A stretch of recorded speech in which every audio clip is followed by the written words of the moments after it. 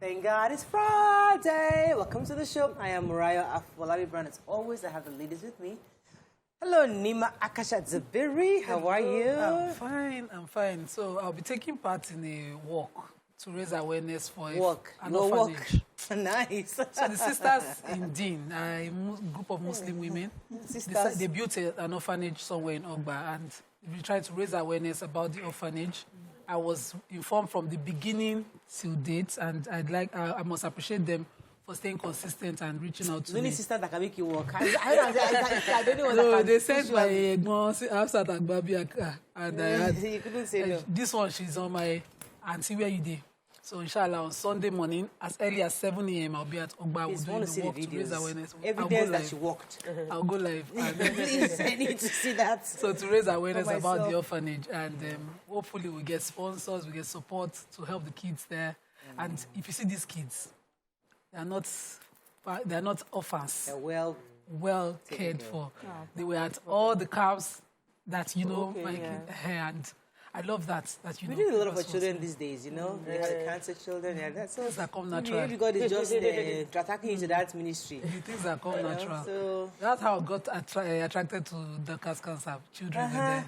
So let's start finding something in that niche. You know, you found a niche for her, you got a niche for yourself. Find something. You know? Let's know you wish it, but let us project it if that's something you're passionate about. Let's I think it's important. Inshallah. Entrepreneur.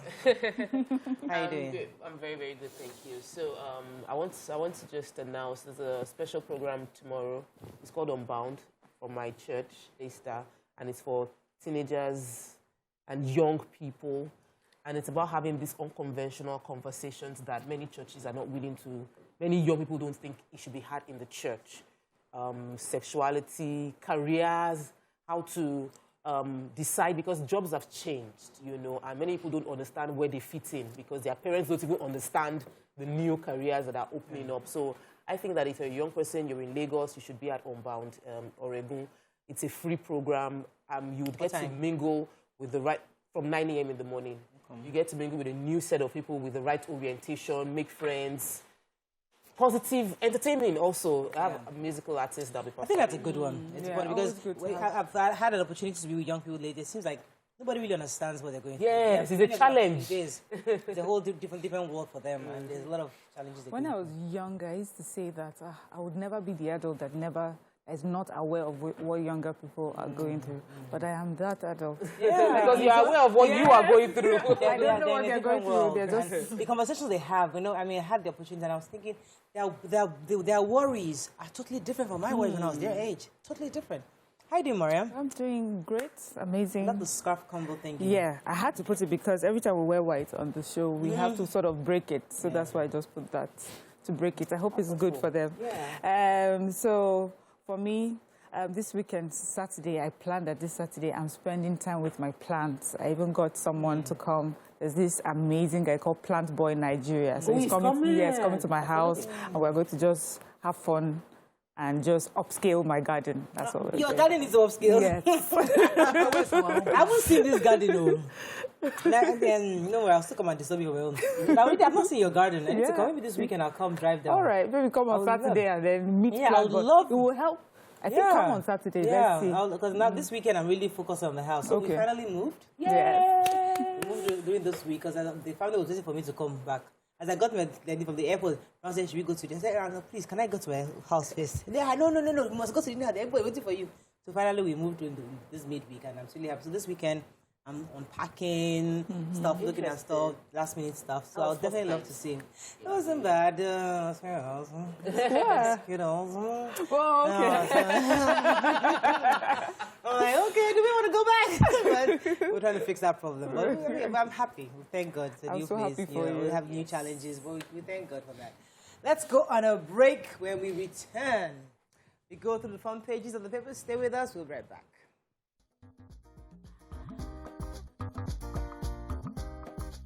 Stay tuned. Your View will be right back. All right, we're going to start with the nation. Osinbajo, Lawan, Amechi, 19 others to unite for Tinubu. 2023, Atiku Obi hold talks with Wike in London. United Nations urges Nigeria to raise education vote by 13%. Woman sells 3-week-old child for 600,000 in Ogun. Lagos diverts traffic. Federal government and Nigerians avoid going to northern Cyprus. 8 suspects arrested in Abuja terrorist cell raid. And Oyo begins distribution of 1 billion naira loans to entrepreneurs. Okay, which story are we starting with? Let me start with stop traveling to northern Cyprus. So the federal government has advised Nigerians traveling to northern Cyprus because of human rights abuses that has been meted to Nigerians in that country. The DG NIDCOM, Mrs. Abike Dabriarewa, says that she's giving this warning. She says the way that particular country is structured, they do not have like a proper or robust mechanisms, even for Nigeria to pursue justice for, victims of all these abuses meted to them. And so she's advising and warning that Nigerians should just try not to travel to countries like that and other hostile countries. That is quite unfair, really, after government would have warned Nigerians, and then when they go there and something happens, Nigeria is blamed, for that. And she said that several Nigerian students have been killed in this, this particular country. And I remember there was a time we had her and we had a representative of students in that country, remember? Right. And their representative was trying to paint a picture that a particular incident we're talking about was a one-off. But obviously this looks like, a pattern, and Nigerians and Nigerian students need to be careful. So let's just leave, I beg. Yes, if it's not safe, stay in your country. So 8 high-profile suspects of ISWAP were arrested in Abuja. So the speculations that there were ISWAP and Boko Haram cells, sleeper cells in Abuja is a fact. The Nigerian military from the defense headquarters are giving this report on how they raided the cells and they arrested 8 high-profile suspects. They recovered AK-47 rifles, pump-action guns, and large quantities of items, drugs, cannabis, sativa, machetes, knives, and other things from them in that cell in Abuja. So it's good news. It reassures that, we are doing our intelligence work, but then it also shows that these people are moving in, and I hope that we'll continue to stem their activities. So the major headline here is all the ex-APC presidential aspirants are going to have a meeting in Abuja next week, Wednesday, to put together strategies on how to support the presidential candidate for the APC, Asiwaju Bola Ahmed Tinubu. They had a meeting, was announced yesterday that all former, I think there were so many, it's about 22 of them. Former ex-APC presidential aspirants, 22 of them are coming to them. So they're expecting that the current vice president, Yemi Osinbajo, should also attend that meeting. Many will be observing to see who and who are going to come together to put their own networks together to support the candidacy of Asiwaju. Yes. So I want to take the UN the UN has urged Nigerian government to increase our budget for education. Said they acknowledge that it has been increased to 7% in 2022 budget, but that we need to increase by 13% more to 20% if we want to see substantial improvement in accordance to the SDG 3 and 4th goals. And the conversation was mentioned when a report was released. The report was financed by the Vice President Yemi Osinbajo. And in that report, the UN, as well as UNICEF, that's the United Nations Children Fund, was talking about the importance of this improving what the government is contributing by 13% to the educational sector. The expectation is that this would help, especially dealing with the minority, children, gender equality with education going improvements. So I think it's something the government should look I'm really worried because I would like to speak to the Minister of Education, because one of the reasons why UBEC was created, was to help supplement what the government is doing to support basic education. So if we're still having these issues, so what exactly are the effects of UBEC? So they mentioned that state governments need to take part in UBEC. Not all state governments are benefiting from UBEC because they are not bringing in their counterpart funding. So you must bring in, you can't just collect the government's money, you must bring your own. And just to be fair, in response to that, I read last week where the Minister for Education was calling out northern governors especially for not playing their part in making sure that the education stratification. Yeah. You know, they're not doing their best. And he says that even if federal government interventions won't do so well if the state government is not doing their part. So quickly, let me just take this traffic diversion that's happening in Fagba at the Jonathan Coker level crossing in Fagba. So in line with the Nigerian Railway modernization project, that one that is happening from Lagos-Ibadan Express section all the way to Lagos-Apapa, they are going to be closing off just between 10 p.m. and 3 a.m. daily. The Jonathan level crossing Jonathan Coker will be cordon off. So they're giving alternatives. They say use the Ashadi underpass at the Jobi and Toyin crossing alternately. But during that time, it will be closed for vehicular activities while the work for the rail will be going on. It's announced now so that we'll not have people coming to pick people up saying that they're one-ways. This same announcement was made before they picked me up at Mile 2. Yeah, so they should tell the police officer. And let us have proper diversion. Yes. I'm probably light. We'll make it well late so people can see it. The Punch. UK peace meetings. Article 6. UK support. Obasanjo pushes Obi's agenda. Fayose can't remain Ikiti. PDP sole commander, says State Publicity Secretary. Ogo hook up girl sells baby for 600,000 naira. Look at that. Lagos Ibadan traffic. Top motorist passengers lament hellish experience. Pressure government to fund varsities as tells parents. Troops intercepted 3.7 billion naira stolen crude, says Defense Headquarters. And locally made COVID-19 vaccine for trial November. Okay, which story? Let's start with the human interest. What 600,000 naira? Yes, so really surprising story. Mary is a young girl. She's 23 years old, and she lives in Ogun State, but maybe she was, according to the report, she was a call girl in Kwara. She got pregnant for a man. The man rented a house for her so that she can raise the child. And after a while, she just absconded with the baby. The baby was about 3 weeks old. Was her child? Yes, her child. She got pregnant for a man. The man rented a house for her so that she can take care of the child. But after she had the child, 3 weeks after, she ran away. The man couldn't find her. The man reported to the police station that I don't know what has happened. They traced this young girl to find out that she had sold her baby so that she'll be free to continue with her trade. So she, in connivance with her friend Chioma Ogbonna, sold the baby to a buyer in Anambra State. I hope they got the buyer. And they haven't been able to get the buyer, but they are tracing to retrieve the baby. But this is because the man made the call. We need to legalize. See, adoption is good. There's nothing wrong with adoption. But let's go through it legally. This buying of baby, both the buyer as well as the seller should be penalized. And we need to ease the process of doing adoption so that people will not resort to paying 600,000 naira to get a baby. It takes, I hear the process is quite... it's tedious. It is not the process that makes people buy this. It's just criminally minded people that buy this. It's simple. They like to cut corners. Nigerians ordinarily want to cut corners. Let me go on grip. When we come back, we continue with our review. Stay with us. We'll be right back.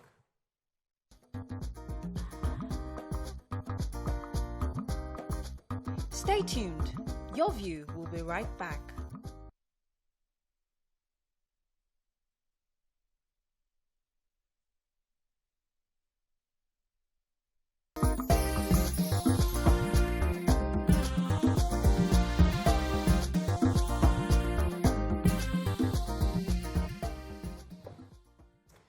Thanks for staying with us. Still reviewing Punch. Yes, Maria? Yeah, major headlines. So, PDP presidential candidate and the governor of Rivers State and his team met in London for their meeting. And what they were talking about, of course, is the 2023 general elections. And the report from there is that the article is pleading with Governor Wike to support him, and that there were some there were a few things that were listed that has to be done, first of all, for Wike to support Atiku. And the spokesperson says that Atiku has accepted, and he will also sign an undertaking for doing that. Although they mentioned that one of the things that they had mentioned earlier for Atiku to do was to run to just run for a one-year term, but he disagreed with that particular one. And I know that they are constantly asking for the chairman of the party to resign so that someone from the region would come in. So I don't know this one that they said that he has agreed to go with. Yes. Well, I know that Baba is part of the meeting. Now, they invited Baba to the meeting. Okay. Yeah, so Obasanjo was at meeting. He met obese people, and he's trying to encourage a partnership. He believes that Obi is competent and he can, and also wants someone from the southeast. He met with Wike's side as well. But the Wike side are saying that, yes, this is what Obasanjo wants, but they believe that, but they would rather align with the Tinubu camp. Wike has met with him. That one also has been confirmed by the former placeholder that he has met with him, and they're trying to see how they can work together towards the election. But and that Wike, what his camp says, the Wike camp say that they believe that Tinubu could win, and they would like to align themselves with a winning candidate instead of a losing This election candidate. looks very expensive already. The fact that they have a meeting in London is what worries me. The fact that... The meeting cannot happen in our soil. Yeah, It's from no, London. that one now. I've said my own. Anywhere. Meeting can be anywhere. ASU has rejected the 10,000 naira by NAP tap. It's not them tap, now. Tap. No, the ASU President Professor Emmanuel Osedeke reacted to that proposed levy. Yeah. He said that instead of that money, please go and put pressure, join ASU to put pressure on the federal government to do what is right. Don't, start another levy. So they are totally rejecting it and saying they should do the right thing. Okay, so I was just going to add to the traffic story yesterday. I mean, we talked about it a bit during the break. But the travelers have lamented the traffic on the Magbo road to Alausa section of the road. And this is because there was a diversion is ongoing because of the road construction. So initially it was collapsed to 2 lanes. But now, yesterday was collapsed to 1 lane. So yesterday was hellish for many people on the road. The situation was really, really bad because many motorists were complaining that they couldn't get through because everybody, in fact, there was a time that the truck was pushed over because there was a breakdown. So they had to get somebody to tow the truck away. So all roads were now had to go through just 1 lane. It was really, really crazy yesterday. It's important for us to know that they are working on the road. These delays would happen for now. If you don't have to be on the road, please don't be on the road. Just stay back. There's no other alternative. If you're trying to come from Agboro to into there's Lagos, no there's no alternative. Yes. That's the and if you're going back home, if you're working on the island, you're going back home, Agboro, there's no other way. You have to go through that. It's really, really sad. Okay, let's move on to the next paper. Daily Sun. Suspense increases as Wike will be meet Obasanjo in London. 2023, Tinubu targets 4 PDP governors, senators, reps, and others. On Obasanjo report, White Paper Committee submits report recommendations dialogue with National Assembly. NDDC Niger Delta stakeholders warn against move to appoint another sole administrator. FG must pay striking lecturers, says NLC. Oba of Benin warns against attempt to divert Benin artifacts. And court lashes Ebonyi local government election. Okay. So the NDDC challenge has been ongoing for a while. I've been following the story where they haven't had a proper constituted board as well as someone in charge apart from a sole administrator. And now it looks like that might be the case again. So under the stakeholders, under the auspices of Niger Delta Movement for Development, have raised the issue that it seems, this is according to someone, Mr. Yanga, he said it's utter wickedness that we want to believe some selfish individuals are bent on totally damaging the image of President Muhammadu Buhari, and they are benefiting from the status quo of having no people not in charge of the NDDC. And they are lamenting the result has come out because before the complaint was that they are waiting forensic audits of the NDDC. It's been out for a while now, and yet nothing has been done. And so the group is speaking that the last interim administration for the commission should be the last, and a proper management should be put in place, and the change should be implemented immediately. Okay, as part of the government's effort to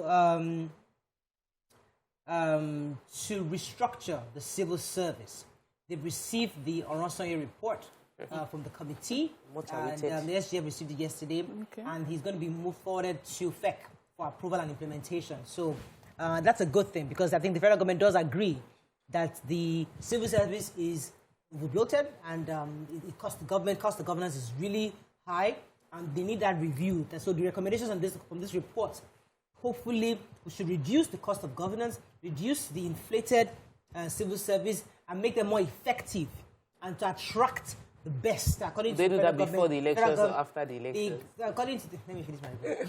According to the report, the president himself had said that civil service must attract the best hands, not the worst, not the dumping ground. So with this report, there should be a review on that. We don't know, but listen, let them just get the job done. I mean, we saw this one before or after elections. Let's move on to Vanguard. Time is of the essence. Let's find a story we have not taken. How to revive Nigeria's steel industry, says Naseni. Military kills Sambisa Forest ISOP commander Uzaifa, 37 others. FG defends foreign borrowings with infrastructure projects. Gunmen kill police inspector in Lagos. Vanguard MSC Summit. FG hops on partnership for competitiveness. 2023 campaign on issues. Sean hate speech. Jonathan Sambo task candidates and parties. Okay, who has Jonathan's advice? Okay, I do. So at the 2022 IBB Legacy Dialogue in Abuja yesterday, the former president, Goodluck Jonathan, his vice president, Namadi Sambo were there, as well as many, many other dignitaries, politicians, ministers, ambassadors, everybody was there. And, everybody had a chance to talk. And it's just really to tell us that campaigns going forward should really be issue-based and not about personalities, and that we should urge politicians to be mindful of our unity, stability, exercise discipline in their campaigns and other political activities. They also say that we are aware of how, shaky it is right now with our unity. So the way that politicians are carrying themselves during this time they should be very careful how they do that, because it's Nigeria's democracy is as strategic as stability in Africa's democratic journey. So just really like we're the big brother in Africa, right, and our growth or our progress or our decline would affect Africa as a whole. There's so many other stakeholders who spoke, but basically it's just to say, concentrate on issue-based politics and not ethnicity or personality. You should tell that to the followers too, because the followers are right now. The followers, all the followers of all the various parties are just going on this emotional trail. Yeah. Nobody's discussing the issues. Nobody's talking about competence, track record, experience. What have you done? What have you not done? They don't care. It's the emotion. Oh, is it Muslim? Is it pagan? Is it Buddha? How someone is dressed? How is dressed? What he not wear? That's the emotional train Nigerians are going on. It's important that we remind ourselves of the real issues. Let me take the good story about COVID-19 locally made vaccines. The good news is that the testing will start by November. So a cluster group, got funding from the TET fund, supported them with 450 million naira, a total of 1.225 billion had gone into 4 cluster research, but TED Fund supported this research that had a group of 5 research institutions coming together to produce vaccines, not just for COVID. COVID is one. They also produce, the vaccine will also cover Lassa fever and other such kind of diseases that might emerge. And the goal is many countries where they are producing these vaccines, the people that are producing the vaccines, those private organizations, are Nigerians. And so why can't we produce it by ourselves here? And now that we've got to the funding, by November, trial will start. And I'm really excited about this news that they got the fund and we're seeing the results. We cannot wait to see when we start producing, especially for Lassa that is still killing people within our... So TED Fund, remember? Yes, TED Fund. Yes, TED Fund sponsored. Any other stories? I wanted to take the federal government spending on roads. So the Minister for Works was speaking at the National Council of Works meeting in Kano at the opening, and he was defending some of the borrowings that they have had to do. He said that this infrastructure should show for this administration's borrowing. He says that they've constructed over 1,800 kilometers of road across the 6 geopolitical zones within the country. And Kano State Governor was in attendance at that event. He also thanked them and mentioned the roads that his state has benefited under the federal government's constructions in that state as well. Okay, that is all we can take on Front Page Review. When we come back, move on to our topic of the day. Stay with us. We'll be right back.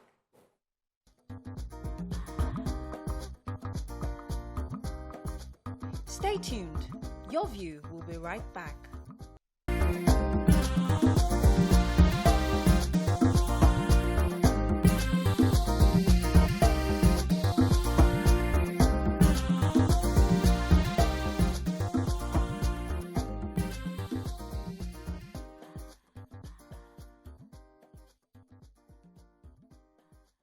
Thanks for staying with us. So today we're discussing the issue of being a stepfather or being a stepmother. Managing that situation is never an easy decision for any individual. Some have claimed that stepfathers find it easy to accept the child of their wife. But others have also said that many women find it difficult to accept the children of their husbands. So the problem is, some claim that fathers would accept and mothers would push away and start this whole competition with their husband's child. So the question is, when you're faced with a situation where you have to deal with stepchildren, how do you confront it? Should you accept it? Should you have boundaries, rules? Or should you just totally reject it completely? What are your thoughts on being a stepfather or being a stepmother? That's our conversation this morning. You can call us on 081-270-53687. And you can also tweet to us at TVC Connect. Please hashtag your view TVC so we can read your tweet. So, many already I come from a polygamous family, and this issue of stepfather, stepmother thing has always been an issue, and people always wonder, okay, how do we live in harmony? Especially when in situations, in this story that we're looking at right now, where it's claiming that fathers usually would accept maybe the children from their wife or their maybe a former marriage, and they'll take them in as their child. But women find it difficult, on the other hand, to accept another woman's child in their own home. In fact, they become the wicked stepmother to the child instead of embracing that child. What do you think? How easy or how difficult is it for you to accept somebody else's child? I want to jump in. I want to jump in because I must disagree with this analysis. You see, the opportunities or the power tilts across genders. So, because, you know, like we said yesterday, men are head of family and all of that. They take decisions from a certain point of view, while women take decisions from another point of view. So, a stepfather accepting a woman into his house is usually dealt with at the point of acceptance. If, for instance, he's marrying a woman who already has kids, he's accepting her from that point, or he's saying no from his power point. He can say, you can come in, but don't bring your kids. You can, and society would not judge him. But a stepmother who's a woman who is marrying a man who already has kids, as she's coming in, they are judging her already. So she either pretends to be a good woman, comes in and strategizes either to become the wicked stepmother or find a way, if she has generosity in her heart, to be a kind woman. Society doesn't always see them the same. And so because of that, they take their decisions from different areas of... And that's my experience that I've seen. So you're saying that the woman is already prejudged. Before so she's coming in with the defense. So and part of her defense mechanism is, I accept, I totally... A man boldly... Some women, let me tell you something. I know something from a family friend who had children from a previous marriage. She hid the children from her next marriage. I was surprised. I kept questioning. Her own child? Her own children, two of them, from her next marriage. And I kept questioning, why are you doing this? And she just kept wondering, why won't you understand? Men, all the men I have met, nobody wants to have that. They call my child a baggage. So she put the child on her mom and claimed she was a single girl to marry. And then that marriage too failed. So I sort of got away with telling her, I told you, just, you know, just be free. But when I looked at it, if it was a man, he puts the children in front of the woman. Straight up. They don't have to hide their children, give to their mom and claim. They put their child... They're in a position of power. They're in a position of power. You either take me and my child or you deal with it. But when women are coming, they'll be like, I've been trying because of this marriage thing. How society sees women. That's an interesting angle that you're taking us to. I didn't even think of it that way. I didn't think of it that way. So the man does come in with that. Listen, I'm in charge. I have my that. House. And also another way that I'm understanding you is that the man can do the basic minimum of acceptance, and the woman has to do the work of nurturing. So it's easier to accept. Is it as easy to do the everyday nurturing and raising of the child? Totally. So what I just noted down immediately we chose topic was a man's responsibility is usually financial. So the basis where a man will say, I'm not going to, is because he looks at it that, see, I cannot afford. I want to marry you. I want to raise, we'll have 2 children. I cannot afford to raise your other 2. You put it to it's financial. Straight. in most cases, they are looking at bottom line, my pocket. But for a woman, it's not about finance, it's about the emotional attachment. And the truth is, for women, even dealing with our own children can be an emotional strain based on the child's personality.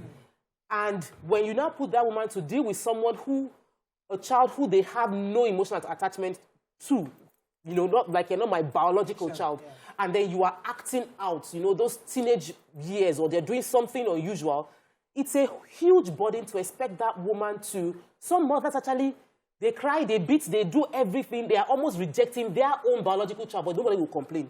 But if they do the same reaction to a stepchild, they say she's been a wicked stepmother. But she's just trying to cope with the emotional burden of raising the children. Most of the time, the men are not put under pressure to be emotionally available. But women have to be emotionally available. You have to be there. And so when you're unable to fulfill that, you are turned into a wicked stepmother. That for me is that issue. Let me put this in two different, because I don't want us to mix it up. There's the situation whereby the woman has children and she's coming into her marriage with the children. That's one situation. There's a situation whereby you are single and you're coming into a marriage where there's children already there. So it's you accepting this. How you manage those children is always an issue. Are you going to be seen as a wicked stepmother coming in, or is, if you have your own children, will the man accept? So you're saying that the man immediately would accept you as the child because he can provide. If you can provide. If you can't provide from day one, you just say no. So it's acceptance, just as Miriam put it. It's about provision. So for a man, okay, I accept you, I give you shelter. That's the basics that he has to do. So if he's accepting your children, it's still you who nurtures, it's still you who does, you know. So for a man who puts it in perspective, no problem. But when you are going into a man's home, it's beyond provision. You have to learn to nurture. You know, it takes time to learn to love. People don't accept it. Nurture. The new children that don't belong to you. Even the one you born. It takes a while. That's the 40 days waiting period for you to get into understanding that new situation. But nobody gives a woman as a stepmother that room. Everything she does. In fact, we are going far. If a woman was to receive in-laws visiting, nobody asks her whether she's predisposed to receiving them, she's in the mood or anything. We are coming over. That's it. But if the man doesn't want them, my husband does not want you, people would understand. But if a woman dares to say, I cannot receive you at this time, and they are from the other side, they will say, hey, do you have two necks, or one neck, or two heads? So the way society sees it is always not good on the side of the... In fact, it's not fair on the side of the So women. when you're looking at it that way, just like, you know, without... going deep into it, it just looks like it's easier to be a stepfather, or stepfathers find it easier to accept children than stepmothers. But if we were to dig further, I just think it's not really about mothers or fathers, or stepfathers or stepmothers. It's really about individuals. There are some people who would open up, there are some fathers who would open up their hearts and their minds beyond financial contributions and will help to raise a child. And we've seen videos of children who have, you know, in their adulthood, you know, in respect to their stepfathers, what they have done for them, and they're so grateful for them. But I've seen also stories where adults are thanking the stepmother because you came into our lives, you know, thank you for all that you did for us, that you helped us. Nobody would have been able to tell the difference between us and your children because of the way you opened yourself up to us. There are different kinds of people, and there are some people who are kinder, I guess, and it's easier for them. Money also plays a major role. The more money you have, sometimes the easier it is for a lot of things not to be a problem. So if you have to decide whose school fees has to be paid first, that can be a tough decision for a mother. And if it's the mother maybe bringing in the resources, and she has her biological children and the stepchildren. I bring this up because recently I read a story online, a girl who was saying that, see, my stepmother, she has her own children, but she's the breadwinner of the house. My dad doesn't have any money. And now we're about to go into university or so. Her younger brother, who is a half-brother, his mom is able to pay for his fees, but she cannot go because the mother wants to pay for her own child first before her. And, you know, the response is, that's a wicked stepmother. Why would she not send you first? After all, you're older than her own child. But there are people who say, but is it not survival, really, that you want to protect your own child first? You pay for your own child. That's the one that... So where do you place that woman? Is she a wicked woman, or is she a woman that... And then if she pays for the stepchild, is it a woman that is not looking to because raise our own child. You can pay for your stepchild to go to school. Yeah. At the time after, when it's time for you to have your own child to go to school, you don't have the resources anymore. Yeah. Wow. So it's really a tough situation. There's some people who are willing to make the sacrifice and say, okay, everybody stay at home. But if you look at it as human beings, when the push comes to shove, what would we do? Yeah. So let me go to break. Okay. When we come back, we'll dig further into this. Stay with us. We'll be right back.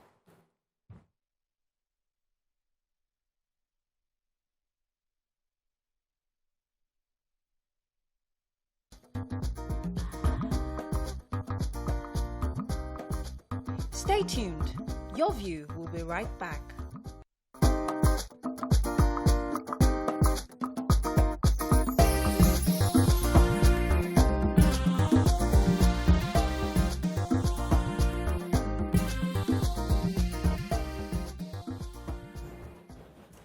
Thanks for staying with us. We're still discussing the issue of stepfathers, stepmothers, stepchildren, how to accept a situation where you have to deal with stepchildren. And Mariam brought an important angle, shared resources, especially when it's whereby a woman is making a lot of money and you're having to choose between managing the resources between your own biological children and your stepchild.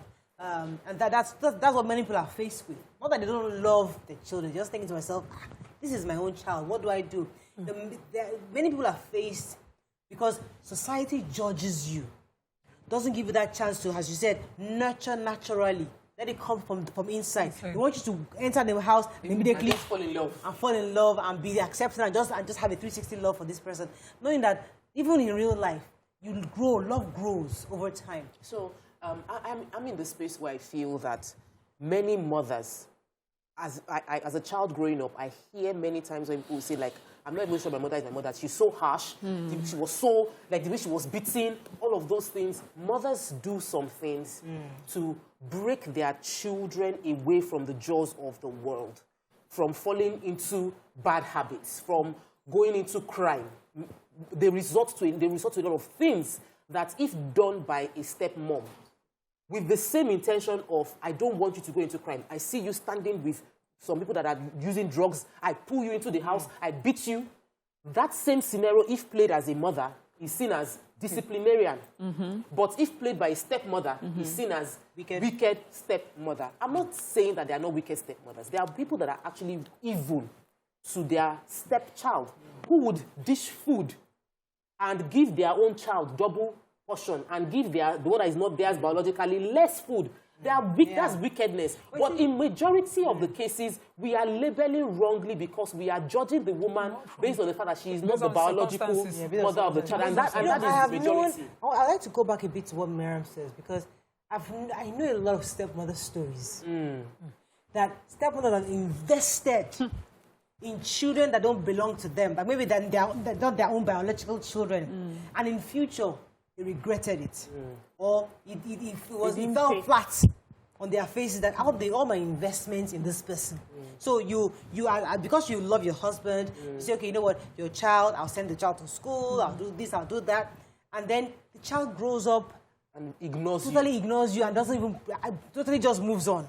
Like, listen, or goes back to their own biological mind, which is fine, but doesn't acknowledge the sacrifices you've made in their life. These are things that happen. These are things that happen. It also happens with adoptive parents that adopt children, and the children are able to find their parents. I see that. I think that's a good example of how you give your all to a child that's not biologically yours, and then the child grows up and insists on looking for their parents and leaves. But everyone always says that when you're doing good, you do it without thinking of what you will get in return. And many times that you have done good a certain way, don't expect that it will come back exactly that way for you. So that can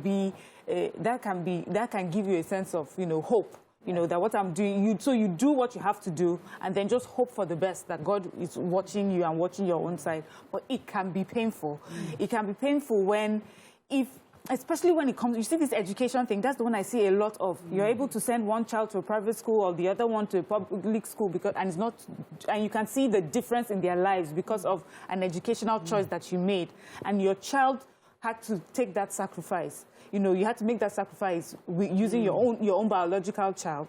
And in the future, there's no relationship between these stepchildren, between these half siblings. And you're saying, why then did I give my all to this child if somehow it would not mean that he will help my child, you know, going in future? So many mothers or stepmothers listening to this story, haven't heard these stories, are taking different positions or, you know, doing it differently now. But it does not make... But the question will be now, does that make that person a wicked woman or just a smarter woman or just, you know, a realistic woman? Self-preservation. I have seen, I will talk about my grandma. Everybody would describe her as a selfless woman. She would give her everything and her all. And at the time that she was alive, it did not look like it was, you know, it paid off. But her own children and her own grandchildren, I mean, wherever she is in heaven looking down, she will be grateful because it's not really about how much money she had put down or anything, just that God helped in a way, you know, gave them grace, you know, and they're able to succeed wherever they are. So there are really no guarantees. I've seen mothers who raise their own kids and their kids turn their backs. True. So they are in life.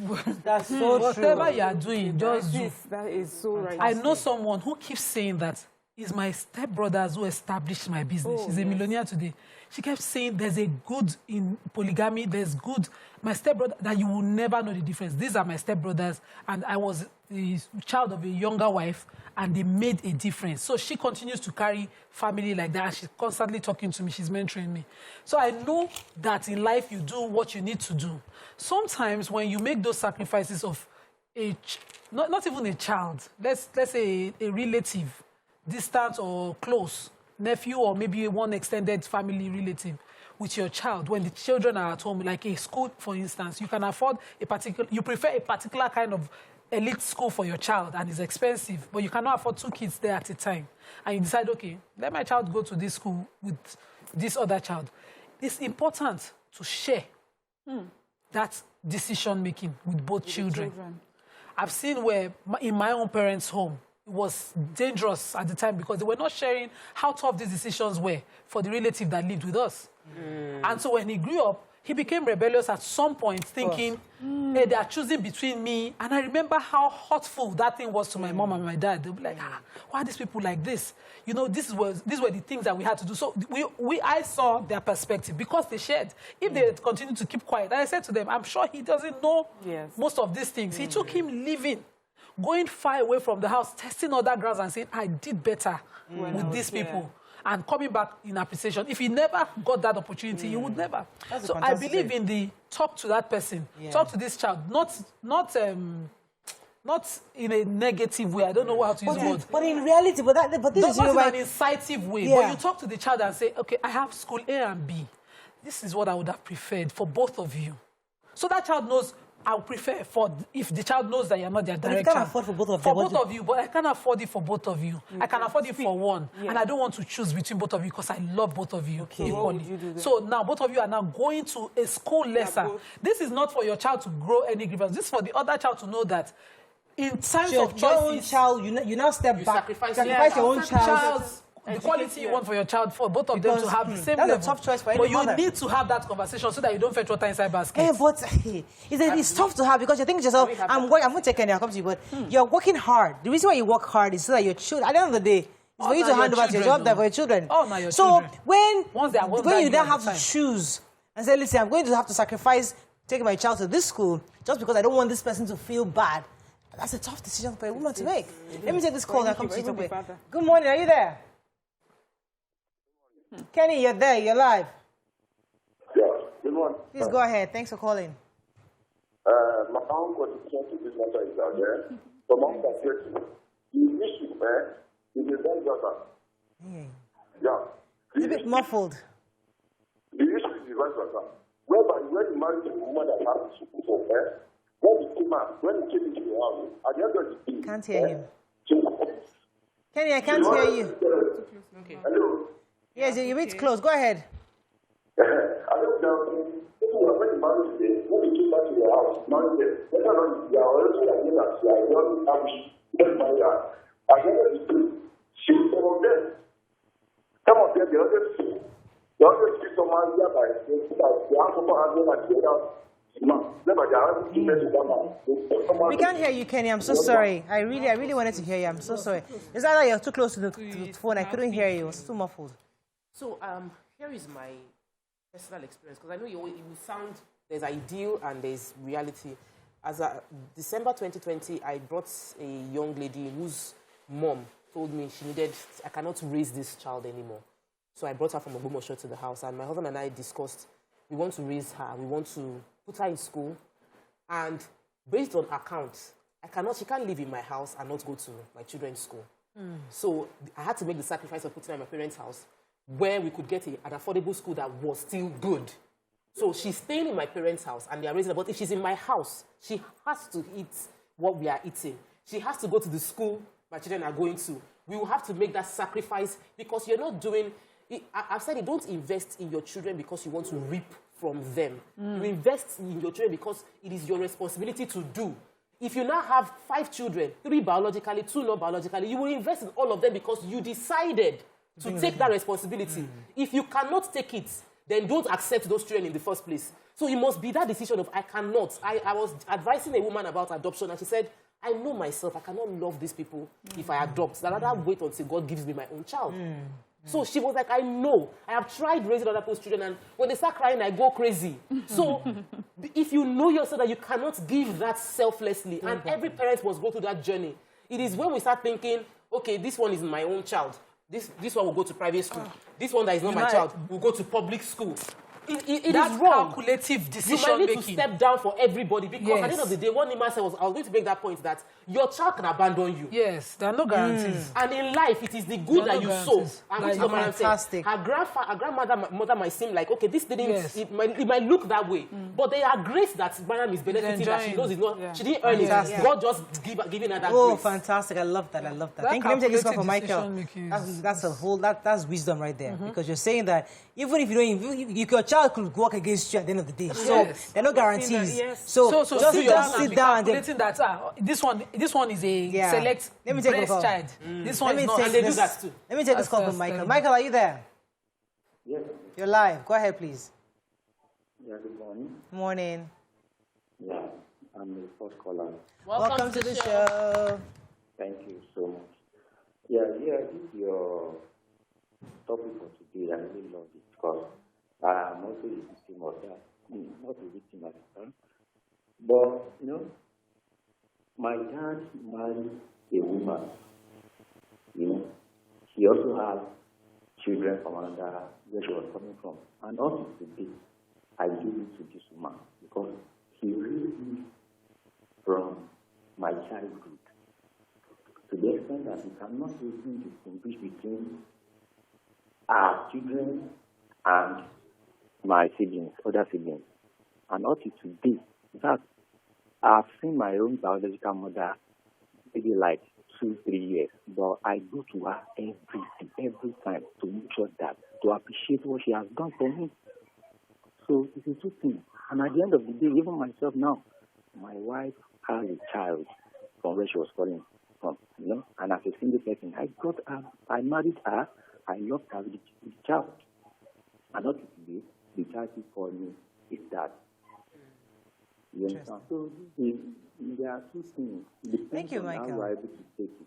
Thank you so much. Thank you for sharing. I mean, that's an interesting story. Let me go on a quick break. When we come back, we'll take a few more tweets. Stay with us. We'll be right back.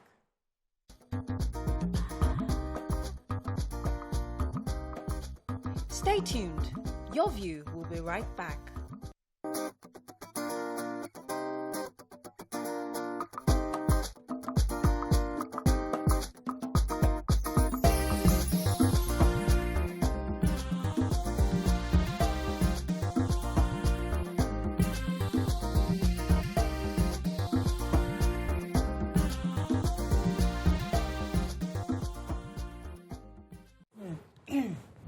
Thanks for staying with us. So before we're talking about the roles of stepmother, stepfathers, and then we moved into the legacy roles or the legacy of this experience, because somebody was talking about the fact that his mother, who was a stepmother, raised him. Yes. Just exactly as she raised her own children. So, and then we're talking about what happens, the fallback of these things we do as a stepmother, stepfather. Let's take a few comments and we'll move further. So Olusegun Olie says, this stepmother thing favor me. When I was in primary school, I wasn't doing well academically, and my mom will always call me different failure names.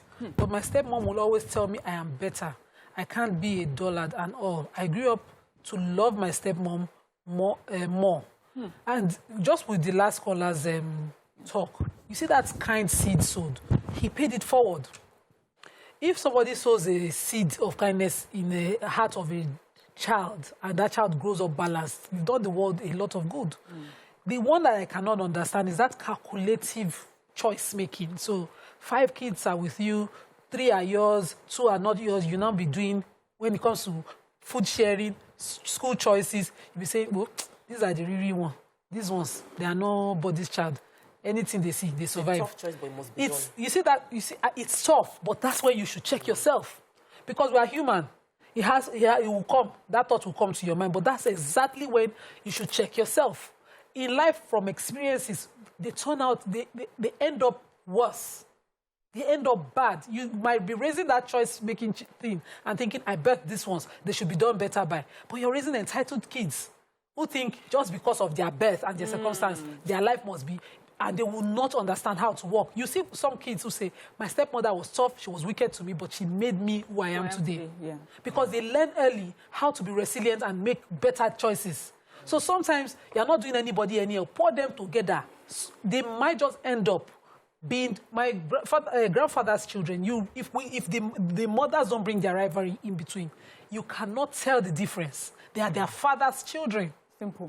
You know, there's a big family in Lagos. I'll tell you their own story. Let me take this call first. Tayo, are you there? Yes, I am. You're live. Go ahead, please. Okay. I'm not from a polygamous home, so to speak. My mom. Hello, can you hear me? Very clearly. Okay. My parents were divorced quite early, so my father got married to another woman. It was quite early, and I can say that she is. Well, my father has divorced from her, for a while, but she's one of the best women. My children and I went to for my stepsister's graduation, and we stayed in her place. So I can say that I enjoyed my relationship with her. So I think all other relationships, people that say that they have terrible stepmothers, I think mine was almost superb. Thank you very much, Sarah, I still enjoy a good relationship. So you just think to yourself, what's the fear women or fathers have? What's that fear you have in raising somebody else's child? Somebody was giving me a story. I know a story of a big family in Lagos. I wouldn't mention their name. And the father was very deliberate on how this was a polygamous family, and I think I've shared the story before. So the wives, they have about 4, 5, 6 wives, a lot of wives. But he ensured that the children went to the same schools. Even he had nephews, nieces, they all went. He chartered a bus. He had money. He chartered a bus to pick them up in the morning to take them to school. They all had the same lesson teachers. Like, it was so equal that they all grew up until today. They're bonded. They are together because they never saw their mother's involvement in their upkeep. It was all their father. So they were like children from the same source. So it goes back to what you said. So these children, not all of them were biological. They're all cousins and but they all grew up together, and today they're one family, they're one bond. So I get that. But when it comes to reality sometimes, when there are limited resources, where it's like even the man in question is not pulling his weight, and you are the one doing all the work, you're thinking to yourself, this work that I'm doing, how do I now share this my small work that I'm doing and use it to raise your own child? You that you can tomorrow leave me alone. The man can walk away from this marriage tomorrow. He can say he's divorcing me today and marry somebody else. I'm not going to use my resources to raise his child. These are questions a woman has in her head. And why would I raise somebody else's child? Yeah, so I won't generalize, but I'm saying this based on what I've noticed. In the north, especially with the Hausa Muslims, I tend to see polygamy to have I'm not saying it's true for every family, but the father is the father and he provides for everyone. And so the children are all treated equally. You go to the same schools, you get the same things. Your mothers are also treated equally. I see that quite often. I'm not saying that's the truth for everyone. But one thing I also noticed from being here in Lagos is the mothers, the polygamy is more like there are different cell units, and the mother is the head of every cell, you know. And so the children in this family could be different, because if this woman does more, if she earns more, her children may go to better schools than their half siblings who are. And I feel that in that case, there will be resentment, because I hear stories from the north like, this is my brother, my sister. That's all they know. They never even talk about their mothers like they're different, because everything about their lives has always been this way. But I've seen here on this side of Nigeria where when they become older, they don't even talk to each other. I mean, they were raised in the same home, but yes, they're different. So they don't even talk to each other. They are no longer brothers, or you see your brother in public and you cannot even say anything to him, because you can see that difference in how they were raised. Let me take this call from Antonia. Antonia, are you there? From Isolo. You're live. Go ahead, please. First time caller. Welcome to the show. I enjoy your show. Thank you. And Mima, I love you. You are so realistic. Thank you for always being yourself. Thank you. All right. My own contribution is that I lost my daddy very early when I was 7. So my mommy has to remarry. He married a man that is also a divorcee. That he lost her own wife. Along the line, my mommy took those children, like, if he wants to buy Christmas clothes, she will buy first and ask the other girl to choose before me. But when they grow up, they change automatically. That day I made up my mind that I will never marry anybody that has children. It's better for me to marry somebody that is managing. I have tutors that have children before they are married, but I rejected them because I saw the hatred those children rendered upon my mommy, upon all the love she showered upon them. So it's better for you to come and meet me then I will go and meet you. Because if you go and meet me, I know you are the one looking for my trouble. But I will not go and meet you if you have everything. I will not marry somebody that has children. Antonia. Ma. So from the conversation we've been having since the beginning of this show, I hear and understand that perspective, and I think we've learned so far that when you sow a seed, which your mother has done, she reaps that seed in different ways. So it's not so much from the people who she raised to actually do good to her or pay her back. No, she will reap that good work she has done in so many multiple different ways. So don't use that as, oh, how they treated your mother. No. Put that aside, because she will definitely reap the benefits of what she has done some other way. So I think that's the lesson I'd like you to take away from here. So don't say you wouldn't want to marry somebody else. No, things happen differently. So I want us to take that learning from this experience. But it's good that you know, state. So a person who is coming into her life knows what her background is like and appreciates that, you know, she's putting it out there. What I hate is that you put it out there and they are judging. Nobody understands. If I cannot take if I think I'm at a point in my life, I can't love or I can't give what is expected of me, I should be able to state it rather than fail at it and then be judged as failing at it. This thing requires investment of emotions, plenty of it. And if you think you're not qualified at that time, I beg state it too. Because you cannot come and bring a child that is dependent on you, feel the consequence of that thing, and damage that person into adulthood. You know, stepchildren come into our lives in different ways. There's some people you marry into a family, you marry a man who already has children, you marry a woman who already has children.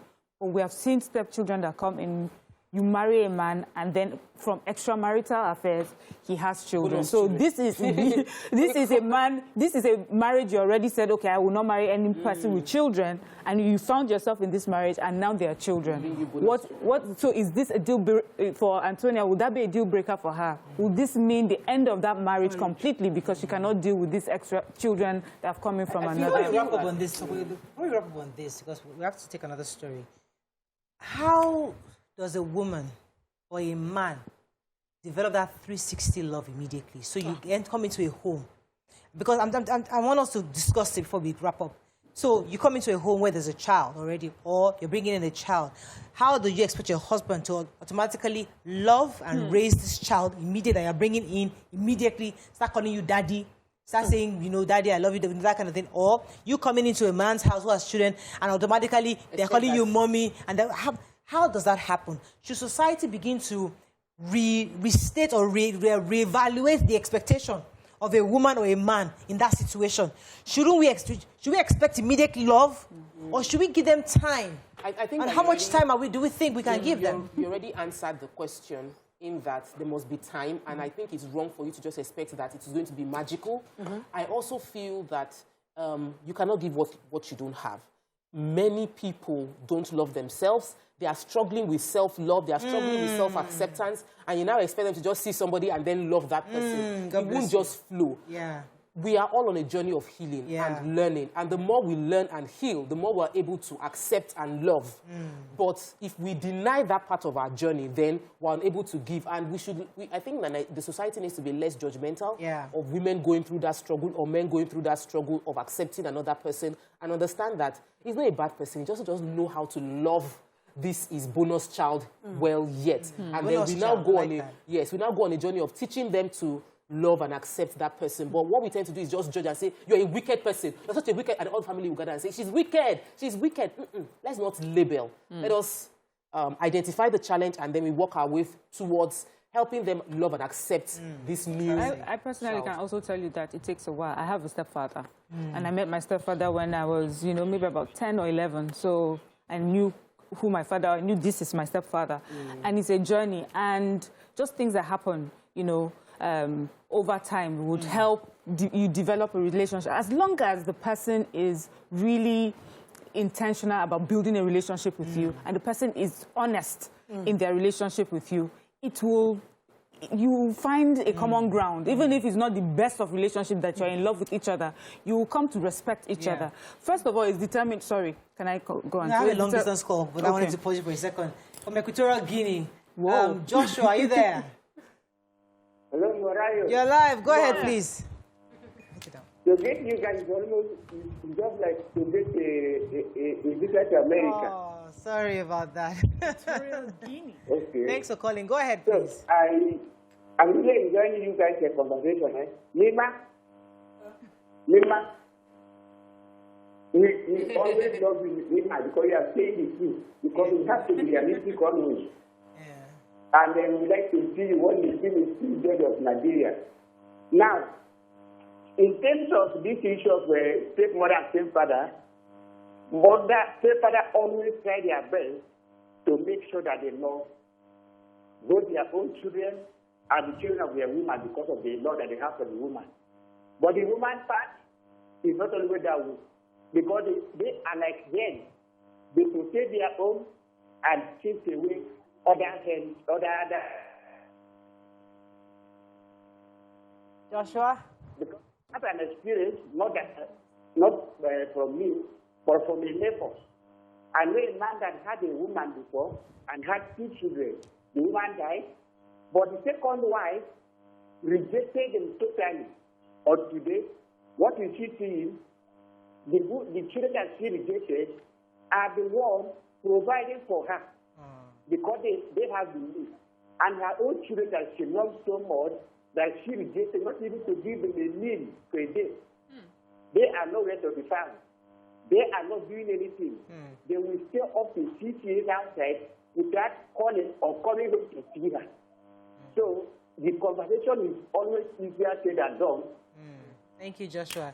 Just like what you said, it's not your own biological child might still appear. There are no guarantees in this life. You're going to say something. Yes, so I was just saying how, these relationships develop.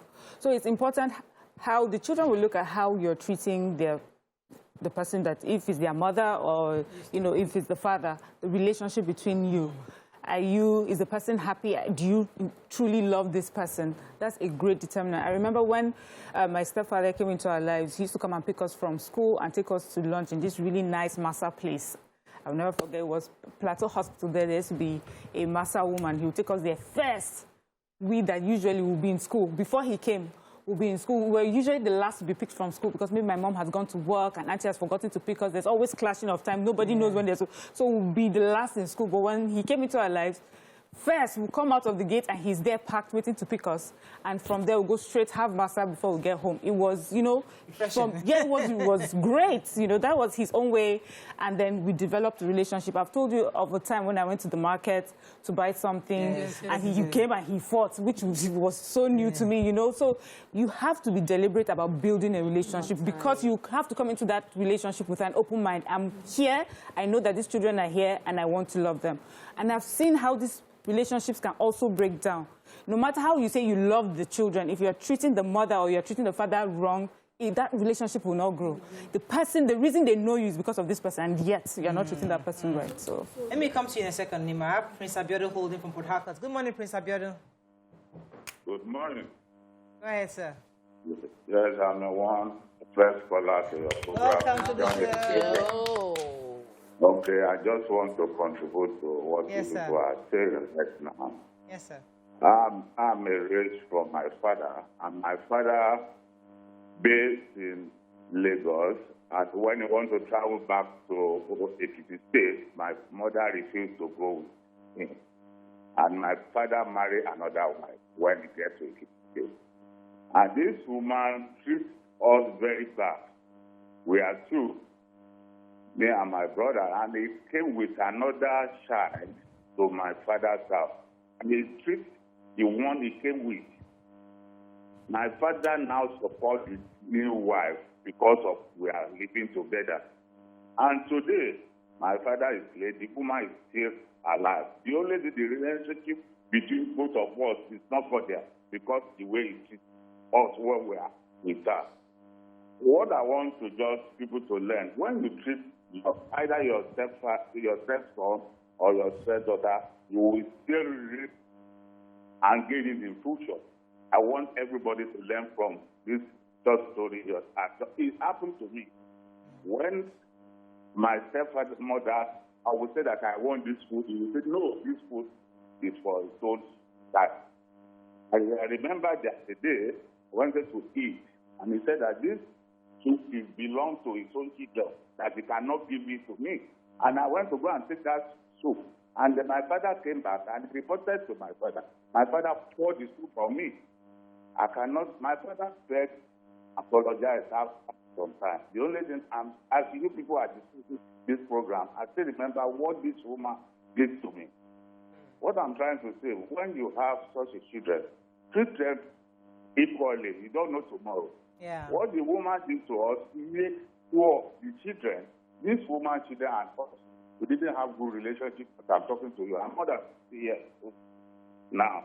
The only thing, the way he treats us, the woman is still alive, my father is late. The only thing, we don't have that friend between both the children and I. We didn't have good relationship together. Thank you very much, Mr. Abiodun. This is it. So I wanted to build on what Let me go on a break. Okay. When I come back, I'll come back to you, Nima. Stay with us. We'll be right back.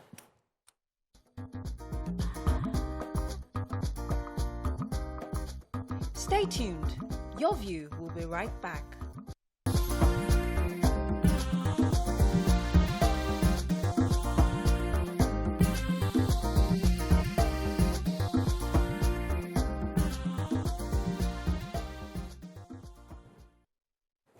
Thanks for staying with us. We're still discussing polygamy. Not so much polygamy, actually. More of stepfather role and stepmother role. Let's take a few comments on social media. Yes? So, Hey Lisa says, I don't have any issues taking care of someone's child. Like Topper said, we should invest in taking care of children because we want to reap them only. Or we shouldn't invest in taking care of children because we want to reap them only. We should take good care of them because we decide to take such responsibility. And he said, may God help us.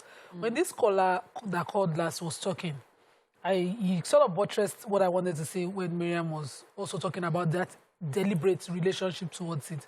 As a stepmom or father, the least person that would understand you is the child who's just watching, seeing the actions you're taking. So the people, the key family members, the opinion makers, the people around are the ones who I would like to say, you should know better. You should understand how tough it is and give a growing period. That period. Family members who come in or what? Family members who witness. You know, sometimes your Aunties, uncles, mother's sisters who can visit, who you keep contact with. They would be the one who say, the father's wife, did she give you 2 meat? How many? How many she gave? They are the ones, the ones who will not. So there's something one of my aunties did that I learned from her. She had to take in a family member into her house, a young girl, and then she would send the girl on errands. Every time her mother-in-law would visit, her mother-in-law didn't take the girl, but she would visit and rate how the girl is being cared for. This dress you wore for her, it looks tattered. She didn't buy it. Today, the dress looks faded. Why is she the one going to buy you something? The woman just called her that day. The last time, she said, Mama, you have visited 4 times already. The girl is with me. Do you mind taking her home?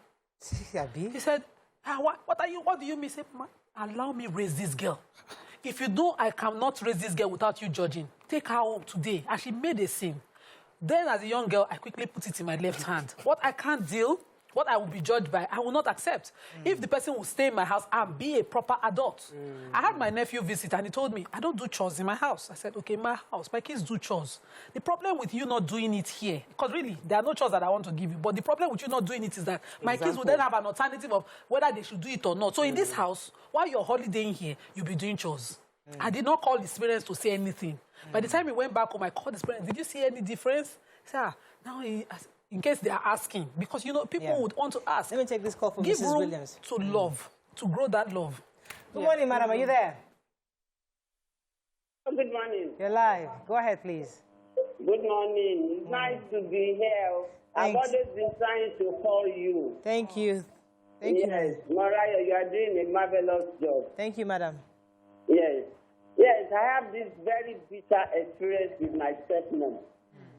My parents and we used to stay in Ikoni, but when she came in, my parents, they separated. My father was always telling her, I just separated with my wife. We are not divorced. But she came in, had an affair, and got pregnant. Anyway, when she came in, she stopped us from eating on the dining room, saying we were decking the dining table. She asked us to go and eat in the kitchen. She would put 5 of us. My mother had 5 children. She would put all our food inside one plate. I used to have a 3-year-old sister. I would put her own separately so that after we have washed the food, she can have something else to eat. Then she would ask us to stop having our bath upstairs in the bathroom, the family bathroom. She asked us to go to the bus quarters to have a bath. No food. When I grew up, my father used to be a civil servant. I knew him with 3 cars. My mother trained my father abroad. But when they came to Nigeria, fine boy, everything went haywire. I met him with 3 cars. My father's telephone number was on the directory, Lagos State directory, or even federal. We had 3 cars. She said the driver should not take us to school again. I used to go to primary school in Mekwen Road in Koyi. We were living on Awolowo Road. She stopped us from entering the car. We would trek to school. In the afternoon, we would trek back. As soon as we are reaching the corner of our house, we would see I will see the driver carrying her and my stepbrother out. They are going out too. She did a lot of things for us. Later, my other siblings, they found a way to my mother's house, but I was the timid one. I stayed. I would cry every day. He's always crying. He's always beating. He's always hunger. My father would abuse me in her presence. Then we turn around to my window later and start begging me. Please.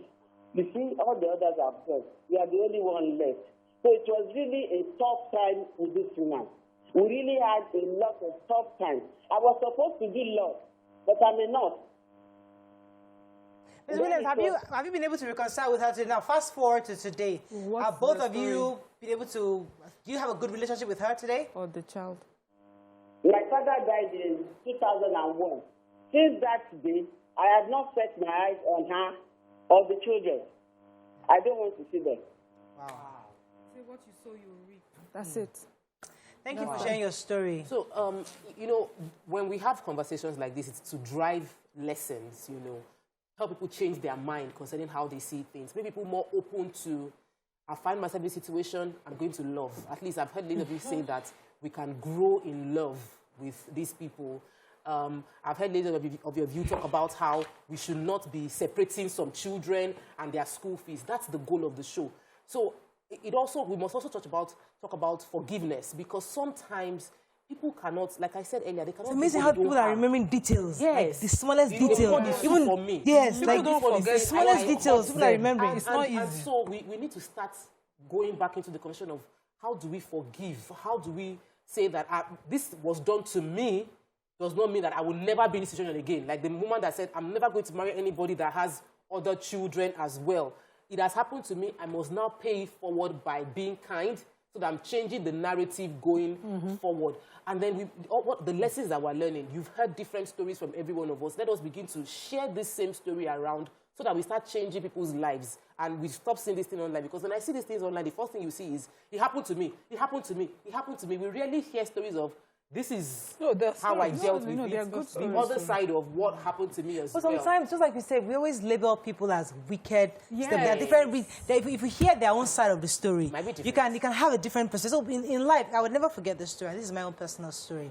My mom, that day, particular day, my mother picks me up, sends her driver to pick me up from school every time. That day in particular, my daddy had asked her to pick my half-sister from school. From school, right? I think she totally forgot, because it's not her normal routine. That day she just forgot. So the driver picked me up, took me home, and that was it.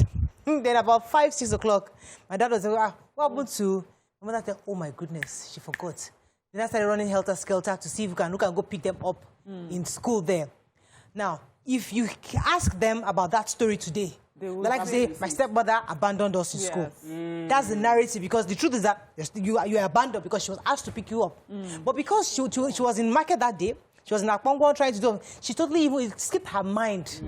So she told the driver to pick me up. So I own daughter was safe at home. But you see, it depends on the narrative you get. No, but Nima said... So there are different angles. So they always have that conversation with... This is what happened. You would have the conversation, but trust me, the mindset would be like, listen, because as a child, all you remember is that I was abandoned. So you want to know the details. So apart from that, see, this thing is not just the father, mother, or step-parents. It's also, you were talking about those naysayers. God help you if you're surrounded by people who are just aunties and uncles. If this story were to happen and then they were surrounded by aunties and uncles that will help them understand. If you go to an auntie and say, do you know they abandoned me? She's like, no, that's not what they meant to do. If you're surrounded by people who are positive and open your mind to the fact that this was just a mistake, but there are those that will insist that no matter what it is that they are doing for you, oh, she bought you a new dress. It's because she knew you were coming. That's why she got you this new dress. They'll constantly find something. They'll find something sow the seed of discord until that child, and that child will grow up seeing, thinking that this person is wicked to them. It takes the grace of God for some people to realize happens in my own house. I want to take it. I want to take that story. But let me go on a quick break. Please take a few more social media comments about that story. Stay with us. We'll be right back.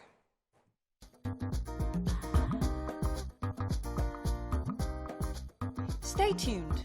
Your View will be right back.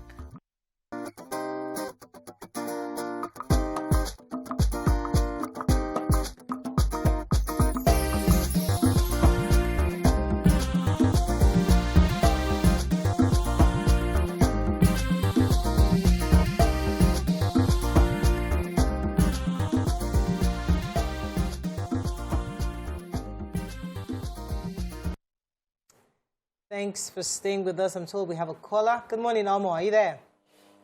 Almo, yes, you're live. You're live. Go ahead, please. Yes. Yeah, good to speak to you, beautiful ladies. With your topic today, I didn't want to phone you, but in the end, I said, let me phone you. It brought me very bad memories.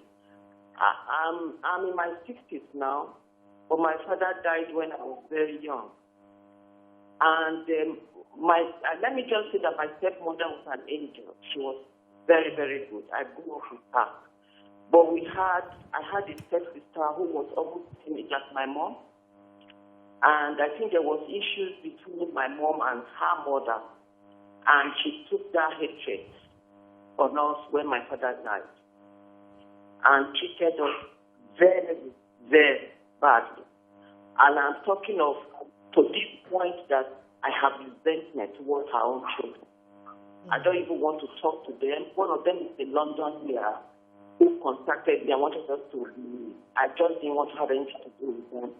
I was the quiet one among the three of us that my mother had, and I was very sensitive. And because I was quiet, I observed everything that happened.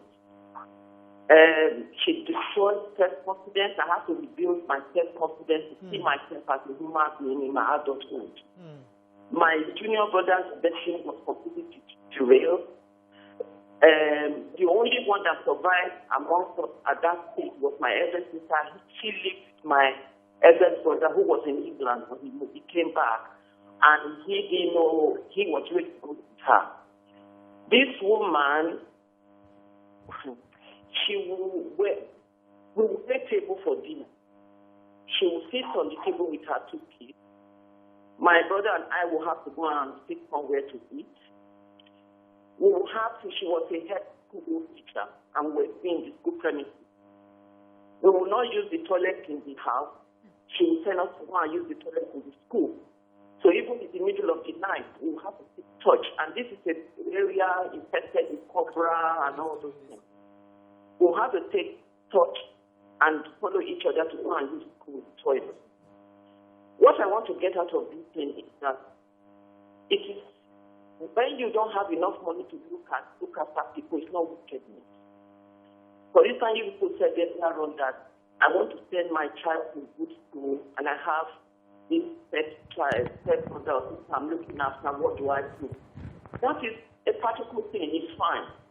What I'm talking about is serious wickedness and abuse of children who look up to you. In fact, she was so wicked with my father died that my mom was thrown out of the house. Our inheritance was taken from us by her. There were only 2, but the brother was not really interested. And the king my dad was a brother to the king. King has to call her and say, this is your father's will. And your father has left money, he has left property for you to look after these young ones. And that's what you must do. That was the only time she then came and took us from my mom. Even when she took us from my mom, she wanted to deprive us of education, anything good. It just has to be, in fact, less than a minute. Even as I'm talking to you, I'm reading a lot of things and I'm a bit emotional. I can tell from your voice. Is business on. I don't have enough money to look after somebody. Some people are just wicked. Right. And they are determined that their stepbrother or their stepsister or whatever it is, you cannot be as good as we are. You must remain beneath us for the rest of your life. That is what I experienced. Thank you very much, Omose, for sharing. Thank you for sharing your story, Omose. I mean, so that's pure wickedness. That there is nobody that is still doing this. You'll be shocked up. If anybody is still doing this, they should stop it. The trauma lives after. And you know, the way we said it, when you do good and you seem that you did not reap the good, your children will reap it. When you do bad and it seems you did not reap the bad, your children would also reap it. Yes. Nobody should be doing this. Let me take Higbe's... Even the Cinderella story, Cinderella had that wicked stepmother. Yes. And she ended up with the prince. Yes. So the stepmother phenomenon is... Sometimes you might just damage... See, we're talking... We just damage a child so much that their prince will miss them. Higbe says, however, the last caller's experience was horrid, not this one, the previous one. However, in life, what people do to you or to people around you that are evil, you as an individual should learn not to behave likewise. That's where forgiveness comes in. Just be intentional in loving. Amen. You see, I wanted to talk about this naysayer thing. So once in my family, my daughter and myself had visited a relative and she was kicked out of the family gathering where all the young children were with this elder relative. She came back to me and was hurt by it. She kept saying, you know, why was I treated that way? I said, no, there's a specifics. I had to find a specifics. I would say, this is why you were excluded. You know, the number of people there are of a certain age or a certain gender, and you are of a different gender, so that's why. I kept explaining that. In my house today, she remembers that thing so vividly. She was about 3 to 4. She would still say, remember that? That thing never happened. I keep trying to wait it because I don't want her to grow with that damage. Because sometimes people don't know how So bad children are very impressionable. Every little thing you do sticks. Forever. You see all the experiences we are hearing. These are Clear 30, 20 years. They're clearly recollecting every time. The expression on your face at the time when you said it, the sound of your tone of voice, everything is well interpreted by a child. And they create their own memories out of it. When you are in that, you have to be very deliberate about how you comport yourself, male or female. Have to be deliberate how you comport yourself in front of that child. Absolutely. And the kind of fights that you think you want to have with their parents, mother or father. Let me take a few comments and we run off. We have to Okay, run. let me just take Desmond Shedrack says, if your child can go against you despite all the love and affection you show him, you should also expect it from others. This life is full of mysteries and contingencies. When you're a step-parent with your own child or children, you must ensure that you treat the kids equally. Daramola says, I was raised by step-siblings, and one major lesson I learned is to communicate. She was raised with step-siblings. With my children, as I am single mother, my kids are involved and often make the financial decisions once I explain the situation to them. If you want change, be the change is my motto. Okay, we have to wrap up. I think in a nutshell, what we've learned today is that there are no guarantees in life. Wherever you find yourself, do the best you can with the limited resources you have. Be fair to all your children. Have a conversation. Communicate. Talk to each other. But some have also argued that there's some people that are just pure wicked. And Dr. is saying that if they do exist, please, I should hope they don't exist anymore. But hey, the wickedness, some people will be wicked. But I think at the end of the day, just remember that everything you do, you shall reap. There's that law of karma that whatever goes around will come around. Whatever you do to one person will definitely come back to you. So when you do invest the best you can, and you might not get it back from the same source. So those children might grow up and still go away. Don't even expect something in return. But somehow God will compensate you in a different way. He always does. Have a great weekend. See you Monday. Bye for now. I love the way you come.